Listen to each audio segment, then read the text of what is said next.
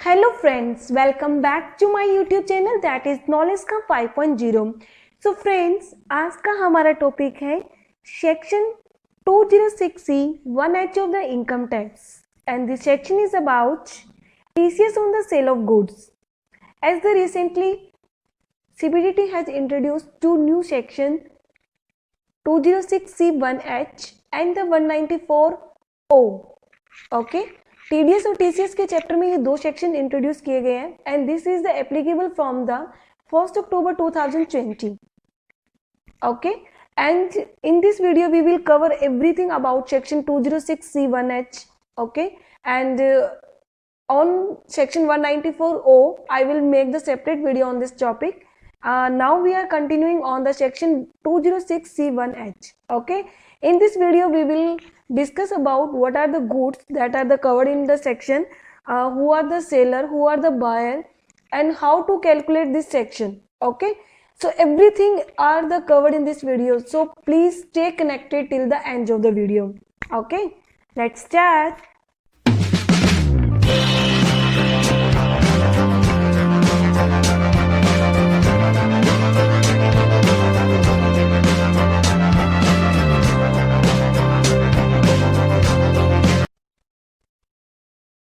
So first of all, we will see overview of the section 206C1H of the income tax. Okay.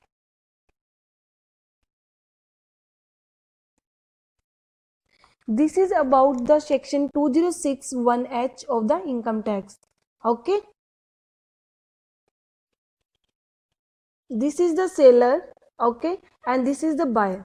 Whenever any seller sell the goods to the buyer and he is receiving the consideration exceeding the 50 lakh rupees, अगर मान लो कोई भी seller है, अगर मान लो वो cell कर रहा है कोई भी बायर को, ठीक है, और उसको अमाउंट उसके रिगार्डिंग में मतलब सेल करने के बाद में उसको जो अमाउंट कंसिडरेशन जो रिसीव हो रहा है वो एक्सीडिंग करे 50 लाख के ऊपर, ठीक है. अगर मान लो फॉर एग्जांपल कोई भी सेलर है, अगर मान लो किसी भी बायर को गुड्स सेल कर रहा है, वो दैट इज कितने की कर रहा है, 65 लाख रुपीज की कर रहा है.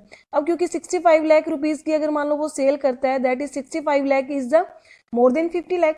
अब उसको अमाउंट जब रिसीव होगी, एक ये बात इसमें नोटिस करना, वेन एवर अमाउंट जब अपने को रिसीव होगी then and only then TCS liability अपने पे क्रिएट होगी कलेक्ट करने की. Okay, TCS liability will be only and only whenever we are receiving the consideration. Okay, तो जब भी हमारे पास कंसिडरेशन मोर देन 50 लाख होगा देन सेलर की लाइबिलिटी क्या बन जाएगी कि उसको टीसीएस कलेक्ट करना होगा at the rate 0.1% of the amount receiving exceeding the 50 lakh. मतलब अगर मान लो 65 लाख अगर वो रिसीव करता है तो उस केस में उसको टीसीएस लाइबिलिटी जो होगी वो कितने पे होगी, 15 लाख के ऊपर. ठीक है, मतलब 15 लाख पे उसे 0.1% ऑफ द 0.1% उसके ऊपर उसको कैलकुलेट करके टीसीएस कलेक्ट करना होगा. ठीक है, तो ये ओवरव्यू में आपको क्या समझ में आया कि अगर मान लो whenever a seller sell the goods to the buyer, मतलब सीधी सी बात है कि अगर मान लो कोई भी अगर बंदा है वो अगर सेल कर रहा है और सेल करने के बाद उसे जो अमाउंट रिसीव हो रही है वो मोर देन 50 लाख है. ठीक है, 50 लाख से अगर अमाउंट ज्यादा है तो जितनी भी अमाउंट 50 लाख से ज्यादा होगी टीसीएस उसके ऊपर लगेगा. ठीक है, ना कि सारी अमाउंट के ऊपर. जैसे मान लो 65 लाख का लिया तो TCS will not be collected on the whole amount, that is 65 lakh के ऊपर नहीं लगने वाला. TCS will collected on the 15 lakh. 15 lakh के ऊपर हमारी लाइबिलिटी बनी कि हमें टीसीएस कलेक्ट करना होगा. तो this is the overview regarding the section 206C1H. Okay, now got it. What is the section 206C1H से? Okay, now we will discuss on the terms that are used in this video, in this slide, that is seller, buyer, sale of goods means what are the kind of the goods are the considered under the section 206(1)H. Okay, so first we are going to introduce that is the definition of the seller. What do you mean by the seller under the section 206(1)H? Seller का meaning क्या होगा? देखो, seller का meaning ये seller का meaning इन्होंने अलग से डिफाइन किया है कि कोई भी सेलर है जिसकी जो टर्नओवर है दैट इज टोटल सेल और the gross receipt are the turnover that are the exceeding 10 crore. Okay, और कब? Immediately proceeding financial year. Means अगर पिछले साल के अंदर, लास्ट ईयर के अंदर अगर उसकी जो सेल है, उसकी gross receipt, turnover, whatever we can say, okay, अगर वो 10 करोड़ से एक्सीड करती है then and only seller will liable to collect the TCS. Otherwise जो भी सेलर है जिनकी मान लो अगर जो टर्नओवर है वो 10 करोड़ से अगर कम है तो वो इस सेक्शन के अंदर आएंगे ही नहीं। ओके, इस सेक्शन के अंदर सिर्फ और सिर्फ सेलर कौन आएगा? सेलर वो ही आएगा जिसकी जो टर्नओवर है लास्ट ईयर के अंदर एक्सीडिंग द 10 करोड़ है। ओके, तो सबसे पहले अगर हमें इसकी एप्लीकेबिलिटी चेक करनी होगी तो हमें सबसे पहले सेलर में क्या चेक करना चाहिए कि वो सेलर इस डेफिनेशन के अकॉर्डिंग आ रहा है या नहीं आ रहा। बिकॉज देखो जो टीडीएस होता है वो बायर के ऊपर होता है कि अगर मान लो वो कोई पेमेंट कर रहा है तो उस टाइम उसको डिडक्ट करना होता है। और इन जब हम टीसीएस की बात करते हैं तो टीसीएस के केस में हमें सेलर को देखना होता है कि क्योंकि देखो वो टीसीएस होता है वो कोई भी अमाउंट जब रिसीव करेंगे उसके ऊपर कलेक्ट करना होता है। ठीक है, तो उस केस में हमें क्या सेलर के ऊपर हमें एप्लीकेबिलिटी चेक करनी होती है। तो सबसे पहले हमें एज पर कोई भी अगर मान लो टीसीएस की हमें एप्लीकेबिलिटी चेक करें तो सबसे पहले हमें सेलर की डेफिनेशन पता होना जरूरी है। तो this is the definition of the seller as per the section 206C(1)H। Okay, तो अब इसके अंदर क्या है कि सेंट्रल गवर्नमेंट ने अपने पास पावर रखी है कि by notification in the official gazette they can give the exception to any seller that who will not liable to collect the TCS। Okay, but right now अभी तक गवर्नमेंट ने इस power को यूज नहीं किया है। अभी सभी सेलर जिनकी अगर मान लो टर्नओवर प्रीसीडिंग फाइनेंशियल ईयर के अंदर एक्सीडिंग द 10 करोड़ है तो उसके ऊपर टीसीएस की एप्लीकेबिलिटी 10 करोड़ होगी तो उन सब के ऊपर टीसीएस की लायबिलिटी क्रिएट हो जाएगी। ओके,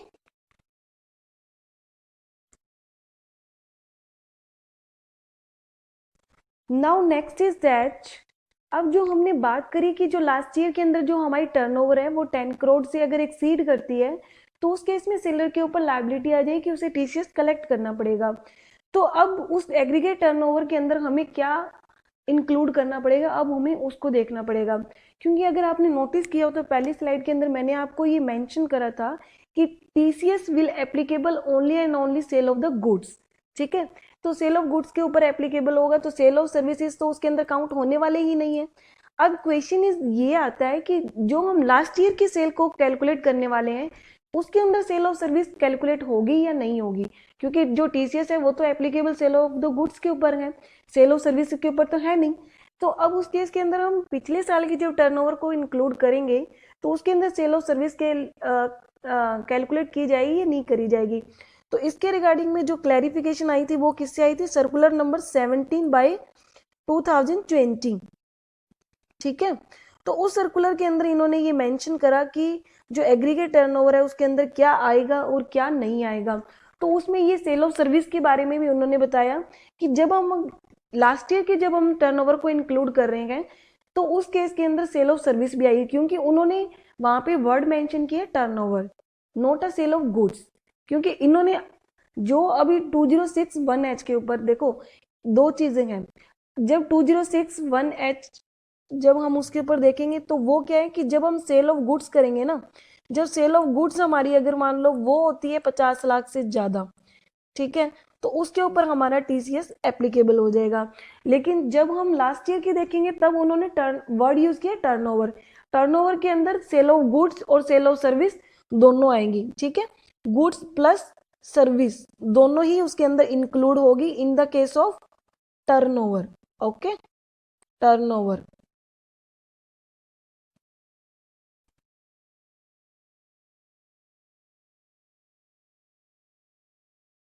ठीक है, टर्नओवर के अंदर ये दोनों इंक्लूड होंगे। ठीक है,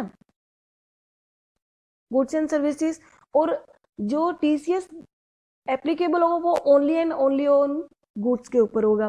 तो ये चीज अपने को माइंड में रखनी है कि जब हम लास्ट ईयर की सेल को इंक्लूड करेंगे ना तो उसके अंदर सेल ऑफ सर्विस को भी इंक्लूड किया जाएगा। ठीक है, और वैसे अगर जब मान लो 206C(1)H को करेंगे that is cover only and only goods, not on the applicable on the sale of service. Got it?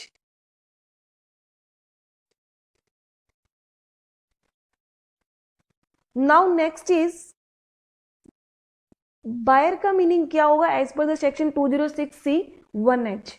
ठीक है, अभी हमने सेलर देखा, सेलर की हमने ये देखा कि अगर मान लो उसकी प्रीवियस ईयर के अंदर 10 करोड़ से ज्यादा एक्सीड कर रही है टर्नओवर तो उस केस के अंदर सेलर इस पिक्चर के अंदर आएगा। अब हम ये देखने वाले हैं कि कौन कौन से बायर इस पिक्चर के अंदर आएंगे। अगर मान लो कौन सा बायर होगा जिसको हम सेल ऑफ गुड्स करेंगे और उसे अभी हमें अमाउंट जो रिसीव हो रही है वो मोर देन 50 लाख हो रही है, तो हमें टीसीएस की एप्लीकेबिलिटी होगी। तो now we are discuss on the meaning of buyer. Okay, buyer का मीनिंग क्या है कि buyer include that who purchase the goods. ठीक है, अब देखो बायर का मीनिंग तो सिंपली अपन यही कहेंगे ना, जो गुड्स को खरीदेगा, सीधी सी बात है, उसी को बायर माना जाएगा। बट इसमें भी इन्होंने थोड़ी सी नेगेटिव लिस्ट रखी है कि इसके अंदर कौन कौन पर्सन इंक्लूड नहीं होंगे। ठीक है, कि अगर मान लो इस पर्टिकुलर बंदे को हमने अगर मान लो सेल करा और उससे हमें कंसिडरेशन आया तो भी हमारे ऊपर टीसीएस एप्लीकेबल नहीं होगा, ऑल तो वो अमाउंट हमारी क्या है, एक्सीडिंग द 50 लाख है। ओके, तो ऐसे कौन कौन से बायर हैं? सबसे पहले central government, state government, embassy.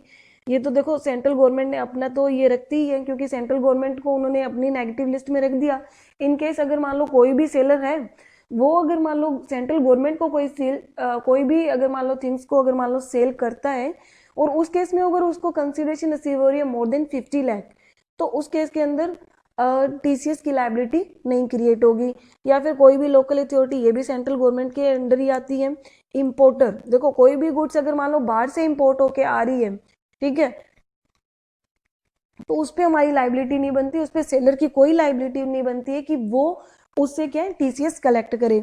And if the buyer is liable to deduct the TDS under any other provision of this act on the goods purchase by him from the seller has deducted such a amount. देखो अगर मान लो कोई buyer और seller का जो relation है, और अगर मान लो बायर ने कोई अमाउंट देते टाइम, ठीक है, अगर मान लो उसने टीडीएस काट लिया है हमारा, ठीक है, जैसे मान लो फॉर एग्जांपल अगर कोई भी बंदा है, उसने अगर मान लो सेल करी है कोई बायर को, ठीक है, और बायर ने, क्योंकि देखो पेमेंट करते टाइम उसकी भी तो लाइबिलिटी क्रिएट हो जाएगी ना, कि उसको टीडीएस के अंदर जो मतलब उसकी लिमिट्स है, पर्टिकुलर लिमिट से अगर ज्यादा हो जाता है, तो उस केस में बायर के ऊपर रिस्पॉन्सिबिलिटी आ जाएगी कि वो टीडीएस को काटे। ठीक है, अगर उस केस में अगर मान लो बायर जब टीडीएस काट लेता है, देखो अगर जब टीडीएस काट लेता है तो अल्टीमेटली देखो गवर्नमेंट का जो पर्पस होता है टीडीएस टीसीएस का होता है, जो मेनली पर्पस यही होता है कि हम टैक्स कलेक्शन करें। ठीक है, तो अगर मान लो टीडीएस उसने काट लिया है तो गवर्नमेंट को इनफ है, क्योंकि गवर्नमेंट के पास तो टैक्स आने वाला ही है अल्टीमेटली। तो उस केस के अंदर क्या है कि इन्होंने उसको नेगेटिव लिस्ट में रख दिया कि अगर मान लो उसने टीडीएस काट दिया, अब आपके ऊपर कोई लाइबिलिटी नहीं कि आप उसका टीसीएस भी कलेक्ट करो। ओके, तो बायर कौन सा हो गया? बायर का मतलब कोई भी एनीबॉडी जो परचेज करेगा। ठीक है, बस इन्होंने चार को लिस्ट से बाहर रखा है, दैट इज सेंट्रल गवर्नमेंट और ये स्टेट गवर्नमेंट वगैरह आ गई, लोकल अथॉरिटी आ गई, इंपोर्टर आ गया, और बायर जिसको टीडीएस काटने की लाइबिलिटी थी। ठीक है जी, जिसको टीडीएस काटने की जो लाइबिलिटी थी, ठीक है, जो कि मैंने यहाँ मेंशन करा था। ठीक है, तो उस केस में उसको क्या है कि लाइबिलिटी टीसीएस कलेक्ट करने की लाइबिलिटी आएगी नहीं। ओके, तो अभी हमने क्या देखा? सेलर का मीनिंग देखा, बायर का मीनिंग देखा। अब हम देखने जा रहे हैं मीनिंग ऑफ गुड्स। ओके, भी अब हम कौन कौन सी गुड्स के अंदर हम अगर डील करेंगे तो हमारे ऊपर क्या है, टीसीएस की लाइबिलिटी क्रिएट होगी। सबसे पहले तो इन्होंने क्या कहा है, every goods are the covered other than exported outside the India. मतलब इन्होंने सीधी सी बात है एक्सपोर्टर को इस पिक्चर से निकाल दिया। मतलब एक्सपोर्टर अगर मान लो कोई भी गुड्स को सेल कर रहा है तो उसको टीसीएस की लाइबिलिटी नहीं आएगी, उसको टीसीएस कलेक्ट नहीं करना पड़ेगा बाहर से। ओके, तो फर्स्ट वन इन्होंने क्या करा, एक्सपोर्टर को बाहर निकाल दिया। सेकेंड वन इन्होंने ये बोला कि goods covered in the one specified goods rate दे रखी है 1F और 1G। ठीक है, देखो मैं बताती हूँ क्या है इसमें। देखो जो गुड्स है, देखो टीसीएस का जो ये नया सेक्शन आया दैट इज 206C1H, इससे पहले भी टीसीएस के अलग सेक्शन है। ये सेक्शन किन के ऊपर लगेगा? जो उन सेक्शंस के अंदर कवर नहीं होते हैं। ठीक है, ये जो उन सेक्शंस के अंदर कवर नहीं होंगे, दैट इज सेक्शन 1 हो गया, 1F जो कि मोटर व्हीकल के ऊपर बनाया गया है, 1G हो गया। ठीक है, अगर मान लो कोई भी सेलर है वो इनके अंदर अगर एग्जिस्ट कर रहा है तो इस सेक्शन की इसके ऊपर एप्लीकेबिलिटी आएगी ही नहीं। ठीक है, तो ये सेक्शन किन के ऊपर एप्लीकेबल होगा? ये सेक्शन उनके ऊपर एप्लीकेबल होगा जो इन लिस्ट के अंदर नहीं आते हैं। ठीक है, जो इन लिस्ट के अंदर नहीं आते हैं। ठीक है, और एक्सपोर्टर को भी इन्होंने क्या करा, इस लिस्ट से बाहर निकाल दिया। Exporter,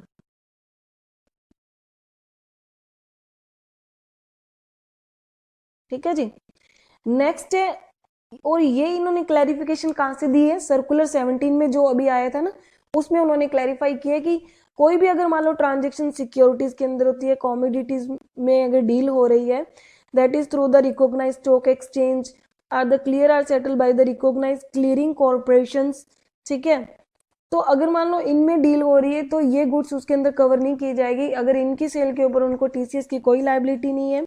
next is that is transaction in the electricity, renewable energy certificate, energy saving certificate, trading through power certificate. मतलब क्या है कि ये पर्टिकुलर गुड्स हैं जो कि इनके अंदर डील नहीं होगी, इनके अलावा जो भी गुड्स होंगी, एवरी गुड्स वो इसके अंदर इंक्लूड की जाएंगी।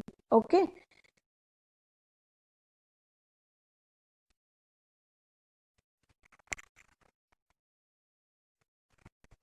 let's move on some examples.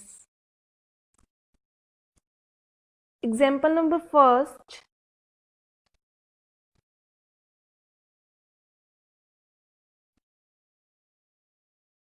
that this is the seller A limited and this is the buyer P limited. Okay, अब हम सेलर की, जब हमें टीसीएस, देखो टीसीएस की एप्लीकेबिलिटी चेक करने के लिए हमें क्या चेक करना होगा कि सेलर के ऊपर ये टीसीएस एप्लीकेबल होगा या नहीं होगा।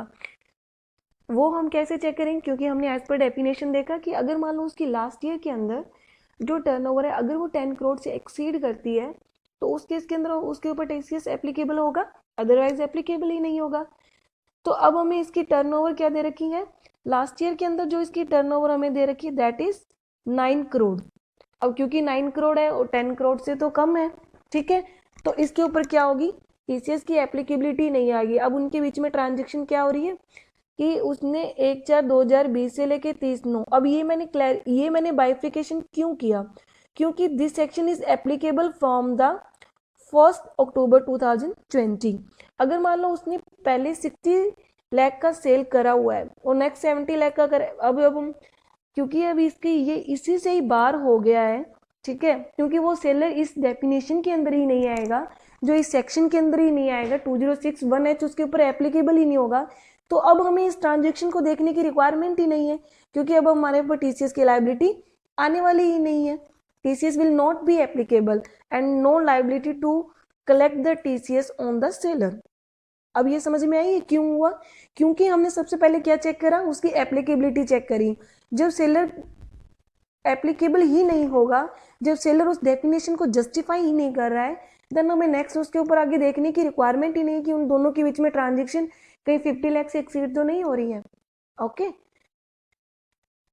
Now moving on next example, seller is not, now moving on the second example. Okay, second example के अंदर हम ये देखने वाले हैं कि टीसीएस की लायबिलिटी अब हमारे ऊपर आने वाली है या नहीं आने वाली।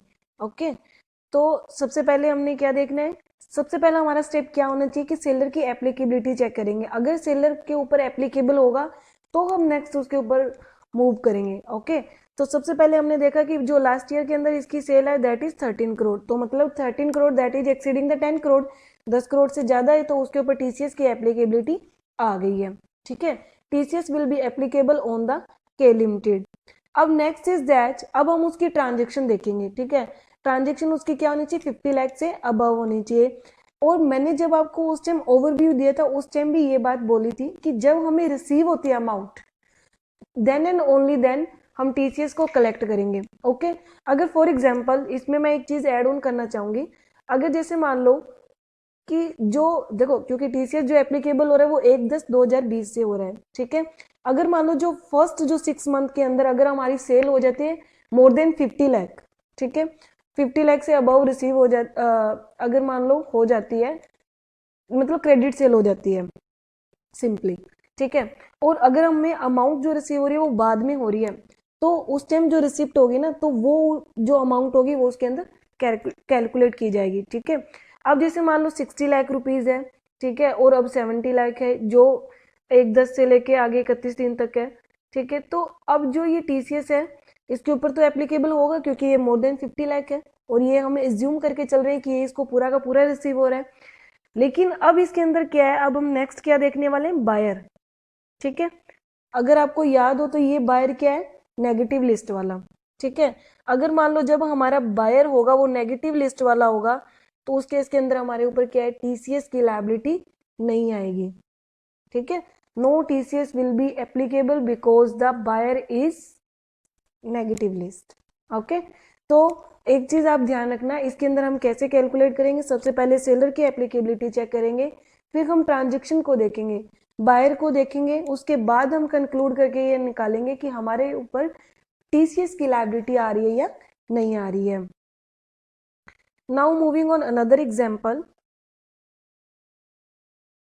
अब क्योंकि सेलर हमारा कौन है, के लिमिटेड है, जो प्रीवियस ईयर के अंदर, लास्ट प्रीवियस ईयर के अंदर जो हमारी जो सेल है वो कितनी है, 11 करोड़ की है, ठीक है, क्योंकि that is more than 10 crore और उसके ऊपर टीसीएस एप्लीकेबल हो जाएगा। लेकिन अब प्रॉब्लम ये है कि जो हमारा बायर है वो कौन है, importer. Importer is also in the negative list, so there is no TCS liability, ठीक है। तो आप सबसे पहले सेलर चेक कीजिए, फिर बायर चेक कीजिए, फिर उसके बाद ट्रांजेक्शन चेक करिए कि आपने 50 लाख से ऊपर जा रही है या नहीं जा रही है, ठीक है। सबसे पहले सेलर को चेक करें, फिर बायर को चेक करें, फिर उसके बाद ट्रांजेक्शन को चेक करें, ओके। ये मैंने बता दिया आपको नेगेटिव लिस्ट में है। नाउ मूविंग ऑन दैट कि रेट क्या लगेगा। अब हमें ये तो पता लग गया कि टीसीएस की एप्लीकेबिलिटी कब आएगी, ठीक है। अब टीसीएस हमें कौन सी रेट पे कैलकुलेट करना होगा, टीसीएस हमें कैलकुलेट करना होगा 0.1% of the sale consideration exceeding the 50 lakh. ये मैंने आपको फर्स्ट स्लाइड के अंदर एग्जांपल देके बोला था कि हमें सारी अमाउंट के ऊपर नहीं लगाना है, जो 50 लाख से ऊपर जाएगी उसी अमाउंट के ऊपर हमें टीसीएस कलेक्ट करना है, और टीसीएस हमें कलेक्ट करना है 0.1% इन केस ऑफ पेन। अगर देखो कोई अगर हमें पेन मिल जाता है, ठीक है, तो उस केस में हम 0.1% ऑफ सेल कंसिडरेशन उससे कलेक्ट कर लेंगे। और अगर हमें पेन नहीं मिल पाता है, ठीक है, पेन अगर हमें नहीं दे रहा है सामने वाला पर्सन, तो twice of the rate specified in the relevant provision of this act at the 1% whichever is higher, जो भी मतलब उससे में ज्यादा होगी तो वो रेट उसके ऊपर एप्लीकेबल हो जाएगी, ठीक है। This is about the rate. Now the time of the deposit and the return, because जब हम टीसीएस कलेक्ट करेंगे तो गवर्नमेंट को हमें सबमिट भी करना होगा, सामने वाली पार्टी को क्रेडिट भी तो इसका क्लेम करना है ना। तो अब हमें इसमें टीसीएस कब कलेक्ट करना होगा, टीसीएस टीसीएस तो हमने कलेक्ट कर लिया, गवर्नमेंट को कब पे करना होगा। देखो गवर्नमेंट को करना होगा on and before the 7th day of the proceeding succeeding month. Next month जो भी होगा, जैसे मान लो दिसंबर का अभी हमने कलेक्ट करके रख रखा है, तो 7 जैन तक हमें उसको डिपॉजिट गवर्नमेंट को करवाना ही पड़ेगा, जैसे टीडीएस में होता है, ठीक है। सेम प्रोविजन इसके ऊपर एप्लीकेबल होगा, और इसकी जो रिटर्न होगी वो with in 15 day from the quarter ending, क्योंकि जो टीडीएस टीसीएस की जो रिटर्न है वो क्या जाती है, क्वार्टरली जाती है। तो क्वार्टरली में हमें क्या होगा कि रिटर्न फाइल करनी होगी, और रिटर्न हमें विद इन 15 डेज, मतलब अगर मान लो दिसंबर एंडिंग का है तो 15 जैन तक हमें क्या होगी, रिटर्न सबमिट करनी होगी, ठीक है। दिस इज अबाउट कब हमें गवर्नमेंट को ये डिपॉजिट करवाना होता है और कब हमें इसकी रिटर्न फाइल करनी होती है। Now we are moving on the some more clarification, ठीक है। एज मैंने पहले भी डिस्कशन किया था कि जो सर्कुलर नंबर 17/2020 था उसके अंदर क्लैरिफिकेशंस कुछ आई, ठीक है। उस क्लैरिफिकेशन में क्या क्या डिस्कशन हुआ, एक तो मैंने गुड्स के बारे में आपको पहले ही डिस्कस किया कि गुड्स की उन्होंने एक्चुअल डेफिनेशन शो करी कि इसके अंदर ये चीज़ें पर्टिकुलर्स इंक्लूड नहीं की जाएंगी, और इसके अलावा उन्होंने क्या क्या क्लैरिफिकेशन के थ्रू बताया। First one is that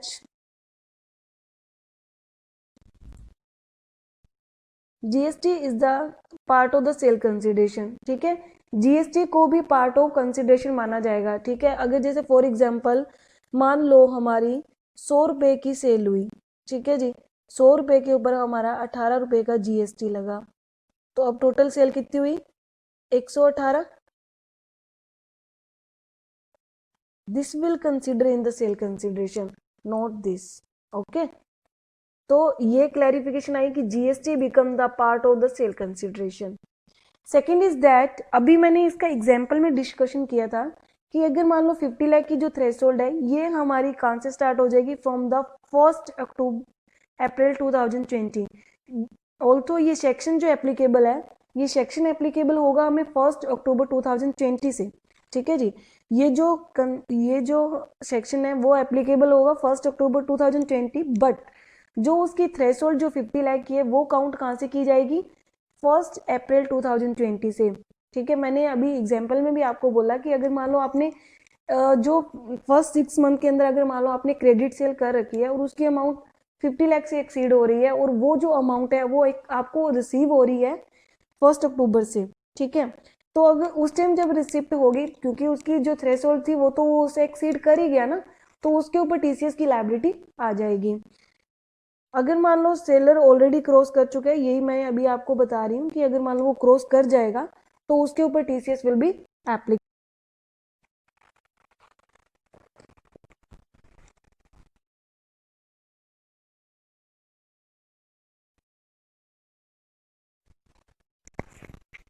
so next example is that, अब सेलर कौन है, ए लिमिटेड। सबसे पहले हम सेलर की एप्लीकेबिलिटी चेक करेंगे, दैट इज इसमें क्या है 15 करोड़, तो इसके ऊपर टीसीएस की एप्लीकेबिलिटी आ जाएगी, ठीक है। Next is that buyer is X limited, X limited है तो बायर उस नेगेटिव लिस्ट के अंदर आता नहीं है, बायर भी इसके अंदर कंसीडर हो जाएगा। अब उसके अंदर जो ट्रांजेक्शन्स हैं, ठीक है, ट्रांजेक्शन्स उसके अंदर क्या हो रही है, that is the 40 lakh from the, मतलब जो पहले हुई, पहले के 6 मंथ में हुई 40 लाख और 70 लाख हो रही है इसमें, ठीक है। क्योंकि अब जो थ्रेशोल्ड ये कर रहा है कवर, 40 लाख तो उसके पहले वाले 6 मंथ में हो गई, और जो अब जो नेक्स्ट आगे वाले 6 मंथ है उसके अंदर क्या होगा 70 लाख, क्योंकि अब जो हमें टीसीएस जो एप्लीकेबल है वो तो एक्सीडिंग द 50 लाख है ना, तो अब जो टीसीएस हम कलेक्ट करेंगे वो किसके ऊपर करेंगे, दैट इज 40 ये हो गया, 10 इसमें से जाएगा 60 लाख के ऊपर, ओके। क्योंकि टोटल कितना होता है हमारा 110 लाख, और हमें किसके ऊपर करना है 50 से ऊपर करना है, ठीक है, एक्सीडिंग द 50 लाख, तो 50 लाख इसमें से क्या कर देंगे, डिडक्ट कर देंगे, तो हमारा कितना आ जाएगा 60 लाख, ओके। 60 लाख के ऊपर हमारा टीसीएस की लायबिलिटी बन जाएगी, that is 0.1% of the TCS. Now got it, समझ में आ गया कि मैं क्या कह रही हूँ, कि अगर मान लो हमारा अगर सेल जो पहले नेक्स्ट 6 मंथ के अंदर 40 लाख की हो चुकी है, ठीक है, तो वो भी हमारा एग्रीगेट टर्नओवर के अंदर इंक्लूड होगा। Moving on the next example,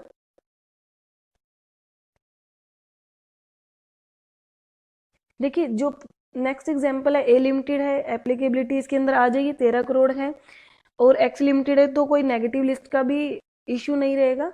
अब ये देखो इसके अंदर क्या है कि जो ट्रांजेक्शन है हमारी जो फर्स्ट 6 मंथ के अंदर हुई है वो कितनी हुई है 55 लाख, देखो 50 लाख से ज्यादा हो चुकी है 6 मंथ की। अब जो हमें टीसीएस काटना होगा वो किसके ऊपर काटना होगा 10 लाख। देखो जो टीसीएस की लायबिलिटी है वो 1 अक्टूबर 2020 से है, तो उससे पहले हमें जो भी रिसीव हुआ उसके ऊपर हमें टीसीएस नहीं काटना है, ये बात याद रखना। और तो उसकी जो थ्रेशोल्ड लिमिट से उसकी ज्यादा सेल हो चुकी है, लेकिन उसको टीसीएस सिर्फ और सिर्फ उसी अमाउंट पे काटना है जो हमें 1 अक्टूबर 2020 के बाद मिला है, ठीक है। तो ये जो 10 लाख आ गया, ठीक है, तो अब हमारा टीसीएस जो एप्लीकेबल होगा वो सिर्फ और सिर्फ किसके ऊपर होगा 10 लाख के ऊपर। 10 लाख के ऊपर उसकी लायबिलिटी बनेगी, उसको 0.1% उसके ऊपर उसको टीसीएस कलेक्ट करना होगा, ठीक है, got it. Now moving on the next topic, that is the more specific clarification on the motor vehicle. As we all know that अभी भी इसके ऊपर एक सेक्शन नोटिफाइड था, दैट इज सेक्शन 206C1H, जो कि अभी हम कर रहे हैं, और इससे पहले इसके ऊपर था C1F, ओके। तो अब इसके अंदर जो हम देखने वाले हैं कि इन अगर मान लो ये सेक्शन हमारा इंट्रोड्यूस हुआ है दैट इज 2061H, तो इससे मोटर व्हीकल की सेल के ऊपर जो टीसीएस जो एप्लीकेबल था उसके ऊपर क्या इम्पैक्ट आया, ठीक है। First of all, in case of the sale to the dealer, ठीक है, अगर मान लो कोई भी डीलर को वो सेल कर रहे हैं, तो जो एज पर जो अभी सेक्शन 2061F था जो कि मोटर व्हीकल के ऊपर है, कि अगर मान लो 10 लाख से एक्सीडिंग अगर हमने सेल ऑफ मोटर व्हीकल करा तो उनके ऊपर लाइबिलिटी बनती है कि वो टीसीएस को कलेक्ट करे, ओके। तो अभी उसके अंदर एक एक्सेप्शन थी कि अगर मान लो वो डीलर को सेल करते हैं तो उस केस के अंदर उस 2061F नहीं लगता है। बट क्योंकि ये उसके ऊपर नहीं लग रहा है, 1H क्या कह रहे हैं कि जो इन सेक्शन में नहीं लगता 1H में लगेगा। ओके, तो ये चीज हमें याद रखनी है कि 1F उसको अगर एक छोड़ रहा है तो 1H उसको पकड़ लेगा। ठीक है, नेक्स्ट इज दैट, अभी मैंने जैसे बोला कि अगर मान लो हमारा 10 लाख और 10 लाख से कम अगर मान लो मोटर व्हीकल है, क्योंकि जो 206C1F है वो सिंगल मोटर व्हीकल के ऊपर वर्क करता है। ठीक है, अगर सिंगल मोटर व्हीकल की वैल्यू अगर मान लो 10 लाख से एक्सीड करती है, ठीक है, तो उस केस के अंदर उसको क्या है, टीसीएस काटने की लाइबिलिटी होगी। और 206C1H जो कि अब हम डिस्कस कर रहे हैं, उसमें क्या है कि अगर मान लो कोई भी सेलर ने अगर सेल करी कोई भी बायर को, उसकी अमाउंट अगर मान लो 50 लाख से एक्सीड करती है तो उसमें लगता है। ठीक है, तो ये जो होगा ये सिंगल मोटर के ऊपर चलता है, ये सिंगल मोटर के ऊपर चलता है, और ये बायर वाइज चलता है कि अगर मान लो 50 लाख से एक्सीड कर गया तो उसको टीसीएस लेना है। तो इन केस ऑफ सिंगल मोटर अगर मान लो 10 लाख उससे कम है तो उसके ऊपर 1F तो नहीं लगेगा, क्योंकि 1F तो क्या कहते हैं कि अगर मान लो 10 लाख से ऊपर मोटर व्हीकल होगी तो लगेगा। और 1H तब लगेगा जब अगर मान लो उसकी अमाउंट है वो 50 लाख से एक्सीड कर जाएगी, तो उस केस में 1F 1H लग सकता है। और अगर मान लो 10 लाख से अबव है तो इसकी जरूरत ही नहीं है, 1F ही उसके ऊपर कलेक्ट कर लेगा। और हमने 1H में देखा था कि गुड्स कौन सी कवर होगी, जो जो स्पेसिफाइड सेक्शन जो अभी तक हैं अगर उनको कवर नहीं करे तो उन पे लगेगी। ठीक है, I think you should understand what I am saying. एक बार फिर से क्लैरिफाई कर देती हूँ कि दोनों सेक्शंस में क्या है। देखो, 2061F जो कि है वो सिंगल मोटर के कंसेप्ट पे चलता है। ठीक है, और जो 1H है वो बायर के कंसेप्ट पे चलता है। मतलब ये क्या है कि अगर मान लो उसकी सेल 50 लाख से एक्सीड हो जाएगी, मतलब इसका 50 लाख का है, अगर 50 लाख से एक्सीड कर जाता है तो उस केस में ये सेक्शन एप्लीकेबल हो जाएगा।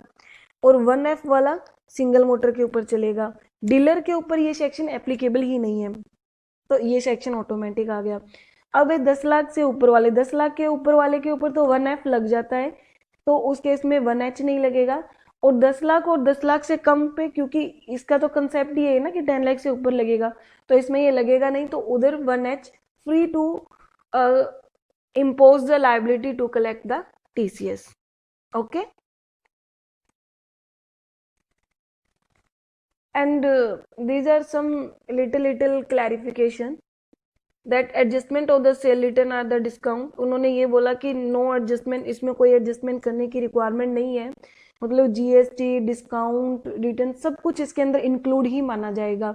जो सेल कंसिडरेशन होगी मतलब जो एक्चुअली रिसिप्ट होगा, देखो जब हम किसी भी अमाउंट को रिसिप्ट करेंगे, ठीक है, अगर हम अमाउंट को रिसिप्ट कर रहे हैं तो ऑब्वियसली डिस्काउंट काटने के बाद ही रिसिप्ट करेंगे ना, तो इसका अल्टीमेटली कोई ज़्यादा फर्क नहीं पड़ने वाला, सेल रिटर्न है। अब मान लो कोई सेल रिटर्न हो ही गई है तो उसके बाद हमें पेमेंट मिलेगी क्यों। ठीक है, तो जो एक्चुअल में हमें रिसिप्ट होगा उसी के ऊपर हमें टीसीएस की मतलब कलेक्ट करने की लायबिलिटी आएगी। फर्स्ट वन तो ये थी। सेकेंड वन इज दैट अगर मान लो फ्यूल हम सप्लाइड करते हैं नॉन रेजिडेंट एयरलाइंस को at the airport in India, ठीक है, अगर मान लो उनके एयरपोर्ट इंडिया के अंदर है और नॉन रेजिडेंट एयरलाइंस को हम फ्यूल सप्लाइड कर रहे हैं तो उसके ऊपर भी ये टीसीएस की लायबिलिटी नहीं आएगी। Okay,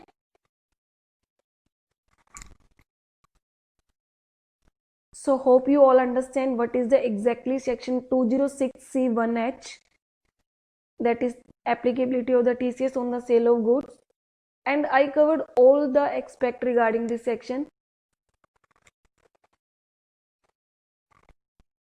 Stay connected, stay updated. Thank you.